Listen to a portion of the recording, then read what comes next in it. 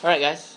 Before we do our bell work today, I'd like you to open up Chromebooks, go to Google Classroom, pull up your discussion post that we had for this morning that was due this morning at 8 o'clock. I thought you guys, as a group, did a pretty good job. The content was really good. Thought you reflected well on this idea that, we're not really, we're not stupid people, right? We're getting information, but the problem is a lot of the information that we're getting is dated. It's outdated stuff. It's like the stuff that our teachers were taught, and then they're regurgitating it to us. And so we're getting stuff from like the 1960s and 1970s, when in reality, a lot of things have changed. The world is much, much different than back then. So it's just bad data that we're getting. Okay. The other thing is that you highlighted that I thought you guys did a pretty good job talking about how it's a natural instinct for us to focus on the negatives. And sometimes that clouds our judgment. We see a few things that are negative, and that's the only thing that we can think about, and we get emotionally charged and involved with that, and we can't, get past it. We don't realize all the progress that's actually going on in the background. We don't take note of that. So I thought you guys did some really good jobs reflecting upon it. All right, so you got your discussion post up. There's some things that I want you to look at, though, to reflect upon. We did have quite a few mistakes when it came to words to eliminate from your writing. Okay, so I want to show you real quick where you can find this. Some of you guys were asking, where's it at on the website? So if you go to Global Cultures, Beginning of the School Syllabus and Handouts, and you scroll down, there it is, posted there as well. So for next time, if you don't have this available to you in front of you, it's there. I did add one more this morning, this wasn't counted off, but no direct quotes. I talk about it quite a bit with our writing later on in the semester, and not using direct quotes. Cause the reason why I try to eliminate that as much as possible is what you can do is you can highlight, 3 or 4 sentences, copy it, paste it, put it in quotation marks, and then boom, you're done, right? And you really didn't put all that much effort into it. Now, with the quotes that you guys were including, I thought you did a pretty good job with it. I usually have this mindset.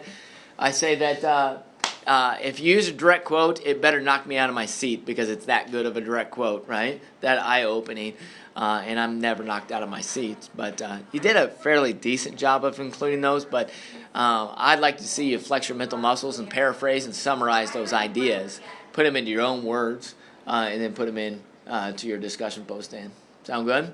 So what I'd like you to do for a second, if you're all right with it, I'm assuming we are.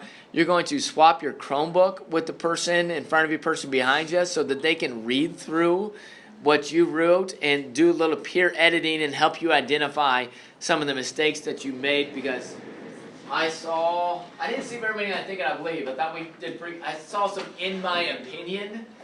In my opinion is the same thing as I think and believe. I saw guy again. It was prevalent. Is because in restating the question, I saw quite a bit of that. I think in the way the question was worded, it said something like, what is the reasons for? And reasons was a key word. If you started off your paragraph and your first sentence you said the reasons for, that means you're restating the question. Okay? So we want to stay away from that. And then a lot of you ran into the because statement. The is because I saw that quite often. So take a look for that. I thought we did all right there. Things, I saw some things and stuff. We need to eliminate those. I saw a few of those. Contractions, I saw quite a bit of those. And again, I saw a few direct quotes.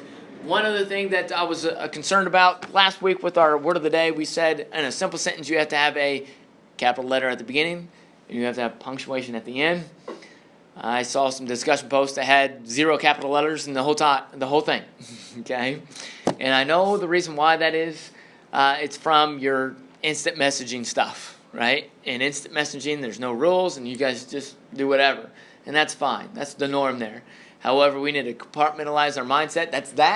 This is something different. We need to follow the rules of writing in here, capitalization and punctuation.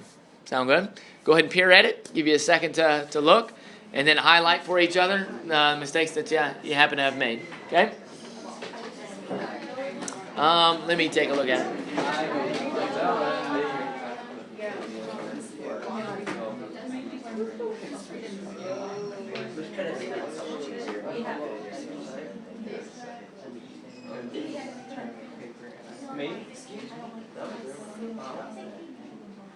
So you did a pretty good job. The one thing that I would change, and be true, very specific, not information sense. I can see why you put things in parentheses,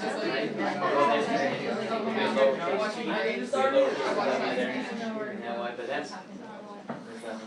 I literally what's that? I'd rather you stay in. So do that at the very beginning. You take a pass and get it real quick. That way you don't miss it. All right. Does anybody have any questions?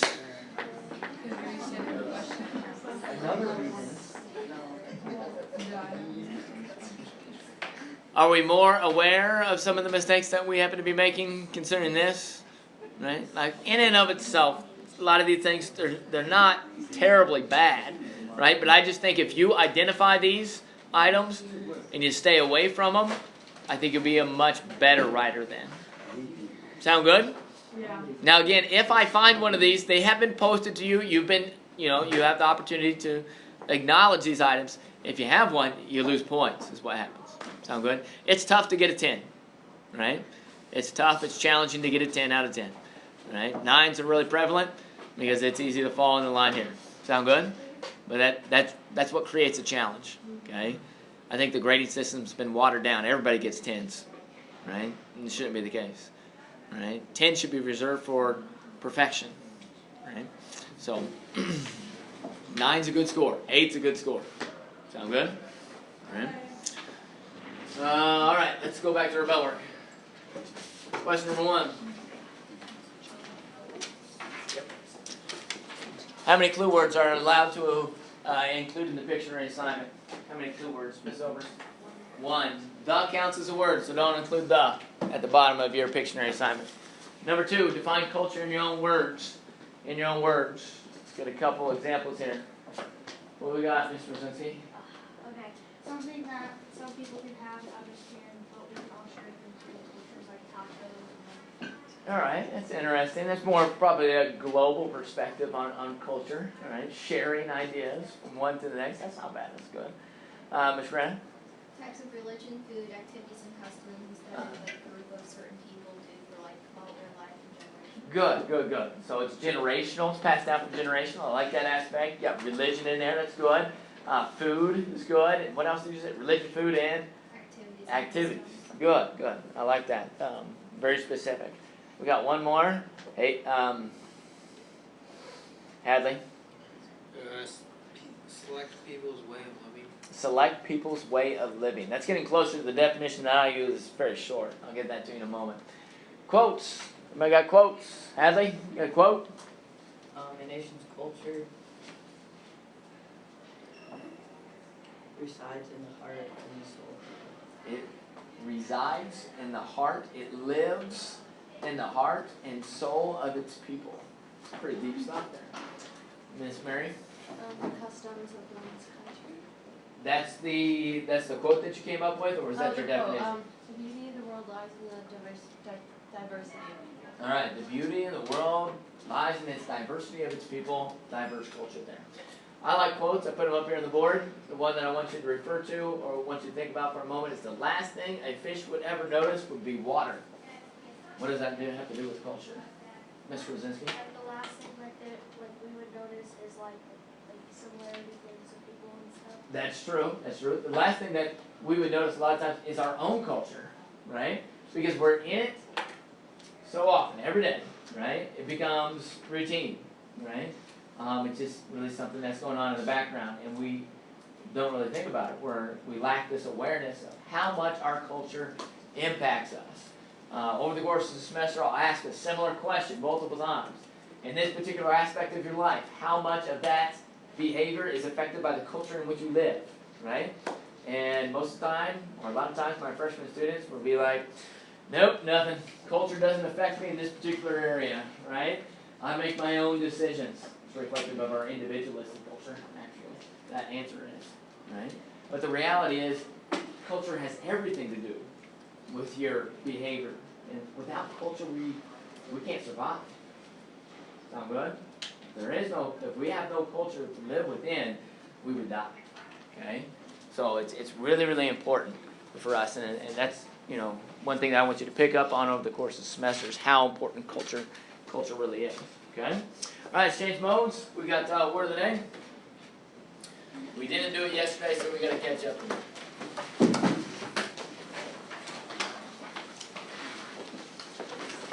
Fetid. Fetid is our word of the day. Smelly, stinky. Our synonyms, antonyms, fragrant. Because the milk has fetid odor, you should not drink it. Anybody know where this image comes from? Yes, Mr. Dingvine. Star Wars course. Right? Star Wars. One more synonym. Smelly, stinky. That's good.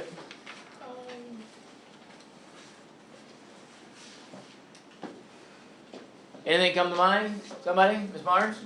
Gross. Gross. Gross. What part of speech? Noun, verb, adjective, adverb. Ms. Oaks? It is a descriptive word. It is an adjective. You don't want to be described as fetid. Some of the teachers, especially the PE teachers, describe the locker room smell as fetid. They talk about it often. Antonyms. Fragrant.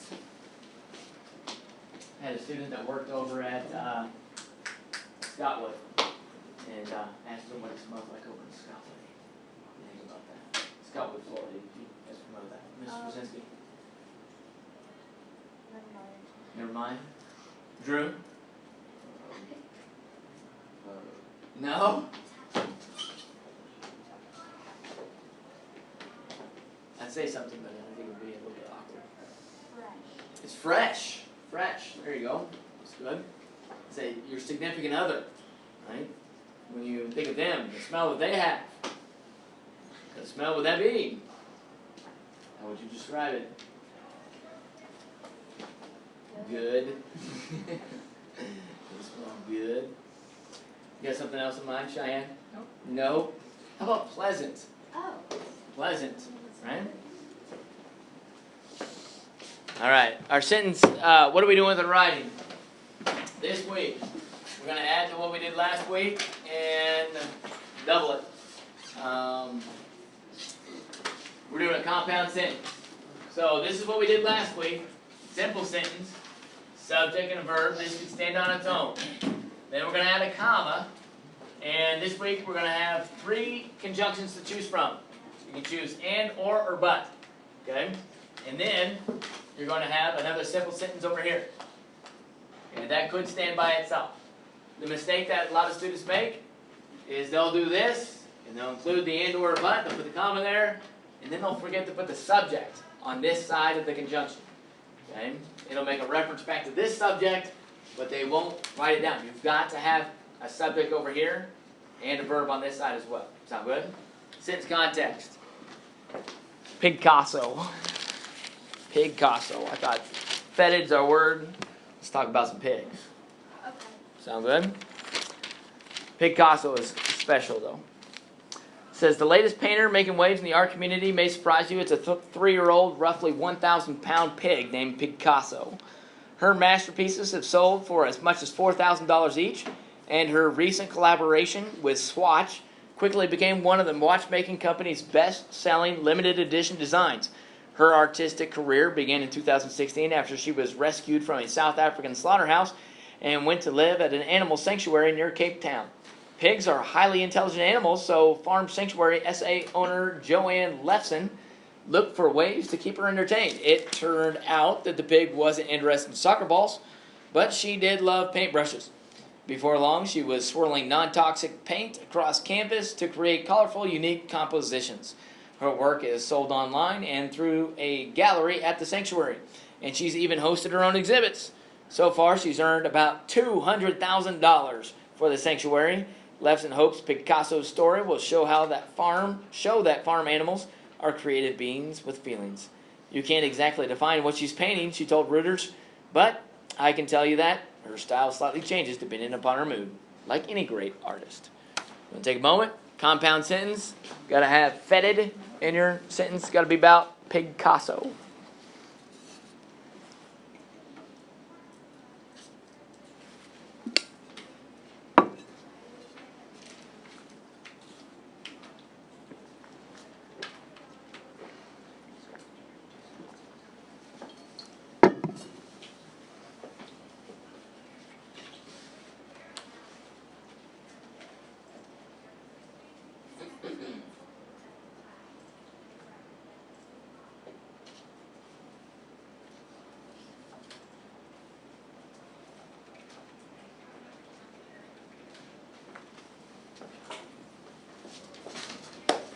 Go ahead and share, person in front of you, person behind you. As you listen, pick out the conjunction that they chose, and, or but.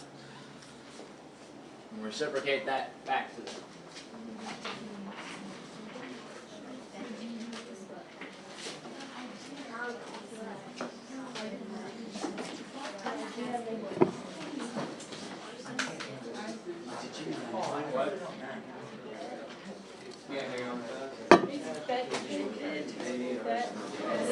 It just bedded. Miss Kaufman, what do you got? Picasso is a great painter, but Pig's mood changes and so does. Do you have fetid in there? No. So you said Picasso, Picasso is a great artist, but she's a bit fetid, right? Something like that. Miss Oaks? Picasso is not fetid, but her Paintings are pleasant. Very good. See what you did there? Include the synonyms and antonyms. Excellent job. All right. I encourage you to take out a sheet of notebook paper. Same formatting as we've done in the past. Dual column formatting. Main points on the left-hand side. Details on the right. Our title of our notes today is Culture and Development. It's an overview of some other important thoughts that we'll continuously reflect upon. It's not our 6 themes, but we'll reflect upon these ideas as well over the course of this semester. The other day, my wife and I, we like to watch The Amazing Race. You guys ever seen The Amazing Race before? Love it, because you get to see these people go all over the world, and they're from all walks of life, different, most of it again from the American culture, but then they get exposed to other cultures around the world, and then they have all these challenges mixed in, right? One of the challenges that they had the other day, they went to Japan, and they got this new phenomenon that's going on over there, this like slow dancing kind of stuff. It's like robotic, but it's slow. And then they have to repeat it. The contestants have to do the dance themselves. So I wanted to share this with you. I want you to keep the idea of acculturation in the back of your mind. You guys remember that? Partial acceptance of other cultures' characteristics. As we watch this, we're going to watch about 30 seconds of it here.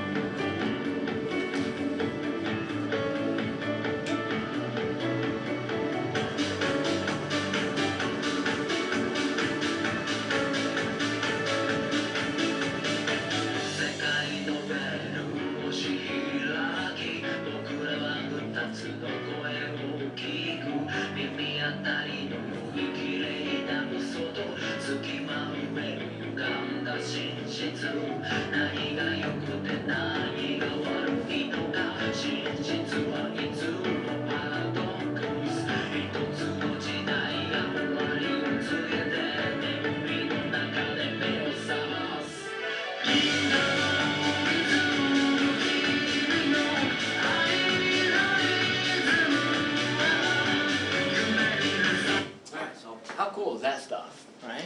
Somebody's got to start doing that stuff over here. That's really cool stuff. But anyways, what is it that they have acculturated? These guys are from Japan, right? So there's some things that you can see that are evident. They're not uniquely Japanese. So what is it that they have incorporated into their culture, their way of life, that they've stolen or borrowed, and they use that terminology, from someplace else? Anybody see anything? For me, one's obvious. Yes, their looks, exactly. It's what they're wearing, their hairstyle, right? Especially what they're wearing is a suit, a tie, right? Is that uniquely Japanese? No. That's part of the Western world, right? Western Europe, United States, that type of idea. Somebody last hour said, well, it's the robot, right? And he enculturated that dance move from, I'm assuming that it's got American origins there, something that's crazy and ingenious like that would be acculturated into other places. So they've taken it and made it into a pretty cool leisure activity. So maybe you guys should do that as well. All right, you don't have to write this down. Maybe write down out to the left-hand side what is culture, and then I'm going to give you a shorter definition here. But I want you to think about this for a second. This is a textbook definition of culture. It refers to behaviors, patterns, beliefs, and all other products of a group of people that are passed down from generation to generation. Okay? All other products of a group of people. It's almost like, think of it as a mathematical equation. All of the other products, everything. Okay? That's what culture is. It's a lot of different stuff. So how are we going to define culture? This is the definition I'd like you to write down. Simply, a way of life. A way of life. So when you're asked on a test, how do we define culture? This is the correct answer that we're going to use. It's simply a way of life. It's all encompassing there. Put a picture of a fish. Reference back up to the last thing a fish would ever notice would be water. Last thing we would ever notice would be, the culture in which we live. Okay? There are 6 types of culture. We're going to go through each one. I'm going to describe each one. You may want to write each one on the left-hand side and then out to the right-hand side, maybe make some connections. What do you think of them as pairs, right? They're grouped together. I didn't really separate them very well, but these two, material and non-material culture, they're grouped together. I want you to think of real and ideal culture paired together, and then high and low culture paired together. They're partners, okay? I want to start off with material culture and describe that. That's the suits that the guys from Japan, right? That's what they're wearing. Material culture is something that is concrete. It's tangible.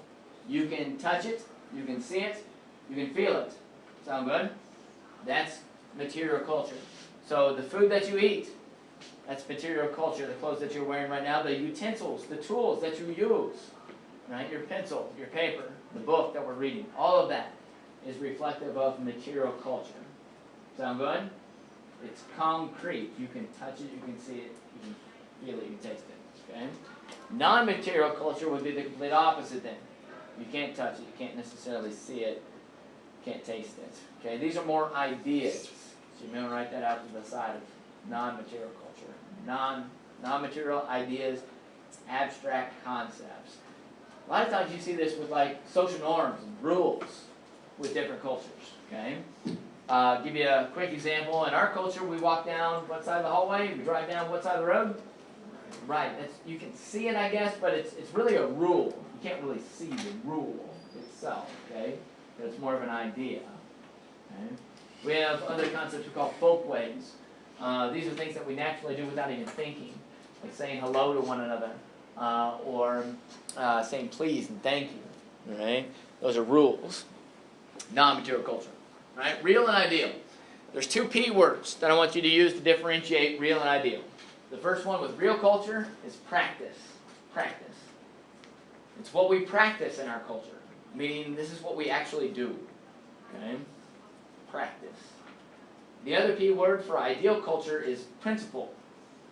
We're not talking about Mr. Edwards. We're talking about this is the concept that we'd like to think that we do. It's what we base our life off of, based off of principle. Principle. It's the PLE spelling of principle. Okay? So, for example, we like to think that we are free. And we have all these freedoms in the American culture. Right? But a sociologist looks at different ways in which, that freedom is taken away from us. Right? We're deprived of certain freedoms. We like to think that everybody is equal in the American culture. That's an ideal that we like to live by. But the reality is, some people are discriminated against. There's biases. Right? That's real culture. That's what's actually practiced. Okay? High culture and low culture. High culture is like the top 1%. It's like the richest of the richest, the wealthiest. Okay? So the elites. Very few people up there get to experience high culture. Sound good? Another reference to The Amazing Race. There's this country in near France called Monaco. It's really, really small. It's like just a couple square miles. Okay? Really, really small, but it's really, really wealthy. Okay? It's like yachts, helicopters, all this stuff. Right? Crazy stuff. Crazy expensive. Okay? That's the elite. Right? Not very many people get a chance to be a citizen of that particular country and that community. Low culture, the assumption that a lot of students have is think, this is low class then. Right? Or this is poverty-stricken people that don't have money. Low culture is not that at all. So high culture is like the 1%, low culture is the 99. It's everything else. Everybody else. It's the masses. Right? It's what everybody else does. Okay? That's low culture. Alright, so I'm going to give you some examples to think about. Show you some slides. Which of the 6 is this? Which of the 6 types of culture would this reference? Material, It's material culture. Hadley, why is it material culture? because you can touch and see it. Yep, you can touch it, you can see it, you can taste it. Okay? What about this? Raise your hands. What would it be, Mr. Rosinski? Real culture? It's real culture. Possibly, but I'm looking for there's a better one. No guess again, Mr. Rosinski? Never mind. Nope. What you got, Cameron? What is it? It's ideal culture. No. Good try. Yes? It's not a material culture. These are rules. These are folk ways. It's not tangible. Okay? More of ideas saying please and thank you is folk way there. Okay? Alright, this one. What would this be? Genesis? It's high culture. Right? You got fencing. You got equestrian. How much money do you have to have before you even get into equestrian? Right? You got to own the horse. Right? Thousands of dollars. Okay? And then this is at the Olympics. So, crazy stuff. What's this then? What's this? Wait. It's low culture, right? Yep. It's everything else. We all love football. Right? We all love basketball. These are sports that are for the masses, for everybody else. Right? This last one's a little bit more complex. This is for both ideal and real culture again. I want you to think about, ideally, we'd like to think that we have equality between men and women, right, in our culture. Something that we'd like to promote, right? We like to think that that is what we guide our life by. But in reality, you can look at the statistics. Are men and women paid the same amount of money in the workplace? No. Statistically, what is practiced, right, is real culture. Real culture doesn't match up with what the ideal is. Sound good? It's off. Right? So we look at that idea quite a bit. We say, ideally, we'd like to think that we do this, but what is the reality? What's the difference between ideal and real culture in this particular scenario? Okay? We look at that idea quite a bit. All right. Don't have to write this down, but there's 3 slides here to answer this question, follow or complete the statement. People in all cultures tend to believe what happens in their culture is natural and correct, and what happens in other cultures is unnatural and incorrect. Which theme of global cultures does this relate to? Ms. Zobrist? It's ethnocentrism, right? Right versus wrong. We're correct. We're natural. That's unnatural. Every culture has the tendency to do that, not just our culture. People in all cultures tend to believe what is good for us is good for everyone. The idea is, well, we've been doing this for years. It's worked out really well for us. Maybe you should try it out too, right? So an example for us would be democracy, right? We like democracy a lot. We like it so much, sometimes we say, hey, what you're doing, not working for you. You need to do democracy, right? So we'll go in and your leaders are down going, here, democracy, try that out, okay? We almost push it onto other people in other parts of the world sometimes. People in all cultures tend to feel hostile towards other culture groups. I want you to think about this defensive mindset that we naturally have. It's almost innate. It's inside of us that we're born with. If people are not like us, we think for some reason that they're out to get us, right? This lack of knowledge and lack of understanding, we're unaccustomed to their way of life, and so we think that they've got to be the enemy. And if we don't do something, they're gonna get us, right? You think about this happening over and over again in world history, right? The example here would be Amerindians and the frontiersmen going west, right? Got the covered wagon, and all of a sudden over the hill you see these Amerindians coming. What are you doing, right? They're gonna get us. That's the defensive mentality. Everybody does it, okay? I want to read this quote. I want you to think about what global culture's theme goes with this one. Global interdependence is inescapable reality. Children, adolescents, and adults are not just citizens of one country, they are citizens of the world. A world that, through advances in transportation technology, has become increasingly connected By better understanding cultures around the world, we may be able to interact more effectively with each other and make this planet a more hospitable, peaceful place.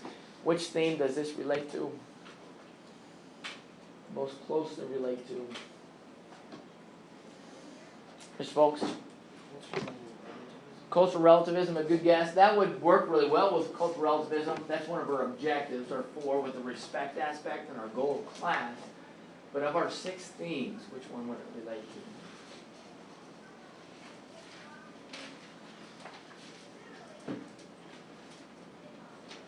Hadley? Hadley? What was that? Which one? We're over 2 with the Hadley Brain Trust. Yes. We're Interconnected and interdependent. Very good. That's what would be applied here. Interconnected and interdependent. We no longer live in a world that's separated by these geographical boundaries, oceans, mountains. All right. We live in a world where we've broken down those barriers. Okay. All right. I want to get back to it. Individualism, collectivism. 2 main points that you want to write out to the left-hand side. We need to differentiate these 2 things. These are what we call, I would consider, large categories. Okay. We can take all the cultures in the world, all the different cultures in the world, we could likely to place them into one of these 2 categories. Either we label them as an individualistic culture, or we can label them as a collectivistic culture. Okay? That's the way that I like to approach individualism and collectivism. Now, the honest truth of it is, it's probably more like a spectrum and a sliding scale. Some cultures are more individualistic than others. Some cultures are more collectivistic than others. Okay? So let's talk about what does it mean. Individualism cares more about the individual. The individual is more important than the group. I know that it's got a definition up there, but that's probably the way you want to write down. Individual is more important than the group in an individualistic culture. They celebrate individuality. They celebrate uniqueness. They celebrate going off on your own, right? Doing your own thing. That's celebrated in an individualistic culture. Okay? In a collectivistic culture, the opposite is true. Right? Going off on your own, you're almost punished for it, or it's looked down upon. Right? The group is more important than the individual. So I'll go in a collectivistic culture. If you're not conforming to the group, there's consequences. A lot of times it's shame. Okay? Remember we talked about this flight shame stuff that's going on in Europe, right? Especially in Northern Europe. I wouldn't say that they're necessarily collectivistic cultures. There's aspects of collectivism, and that would be reflective of that idea. That the group is trying to shame everybody from flying to decrease their carbon footprint. Okay? So, I want to give you some examples. Who's individualistic? We are. Right? We celebrate the individual in the American culture. Right? Now, I know some students, they say, well, you know, I've learned through my participation in team sports that the team, right? That's what coach says, right? I've even said it before. The team is what's most important, you know. You're going off and looking at your own stats. We don't care about that. We want the team. We want to win, right? Well, here in the American cultural system, we celebrate the individual, right? Don't we think about like Michael Jordan, LeBron James, right? Those guys. If they're upset about the situation, what does LeBron do? Takes off, right? I'm going to go find an organization that can meet my needs. And a lot of times we celebrate that.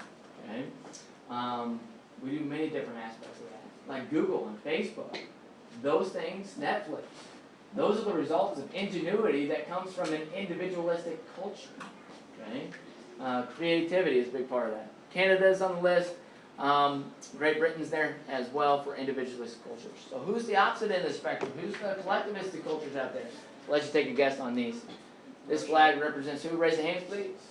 Mr. Liver?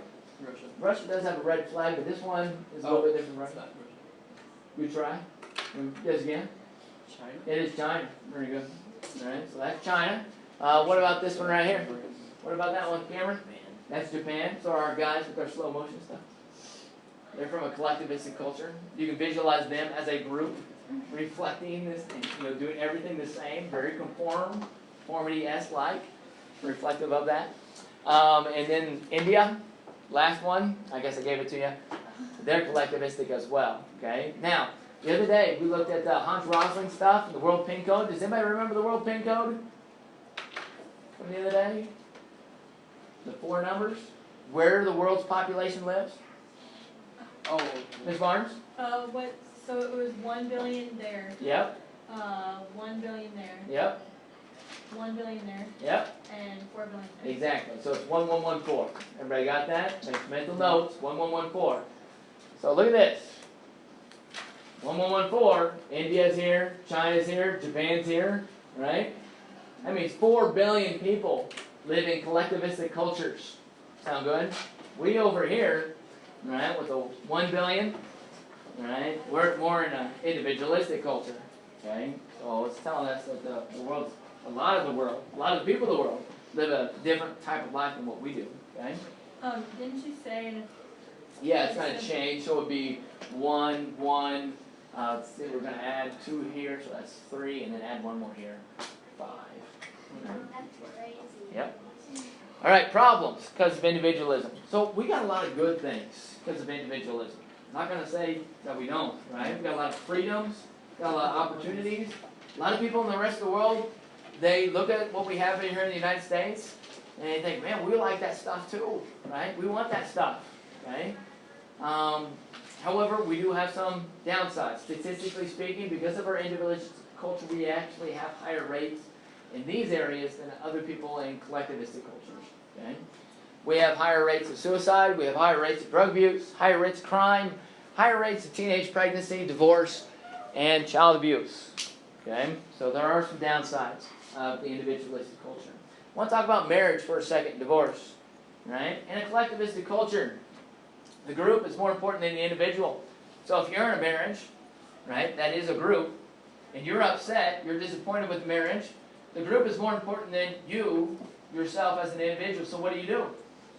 You stay. The group's more important, okay? In our individualistic culture, right, we say that the individual is more important than the group. So you're in that marriage, you're upset, you don't like it, it's not working out for you. What happens in our culture? Right? So we talk about how much does culture have an impact on the decisions that you make in life. I asked that question, and a lot of students are like, it doesn't make anything. In this particular case, the statistics are evident. It has a big impact, right, on what we do, right? All right, last thing. Biggest instrument of our culture today? Social media, right? How do we learn the rules of our culture? How do we learn the norms? Right? The way that you're learning it is what's in your hand. It's through Snapchat. It's through YouTube. It's that way. Okay, that's the means by which you're acquiring all this information. What's cool? What's not cool? Right? That's how we learn. It used to. It wasn't this. I mean, it was straight up television. Before that, it was the radio. Before that, it was the newspaper. Right? That's how we learned. The rules of culture. How we acquired those things. So it's much, much different today than what it used to be. Does anybody have any questions about our notes today? No? You got a few moments here. I want to remind you, map quizzes. Make sure that you're taking a look at that on a regular basis for a week from Wednesday, that Africa map quiz. We will get started with Chapter 1 on factfulness later this week as well. If you have not, if you missed the discussion post this morning, the due date, make sure that you get that turned in as soon as possible. We'll get our 3 questions here in just a second.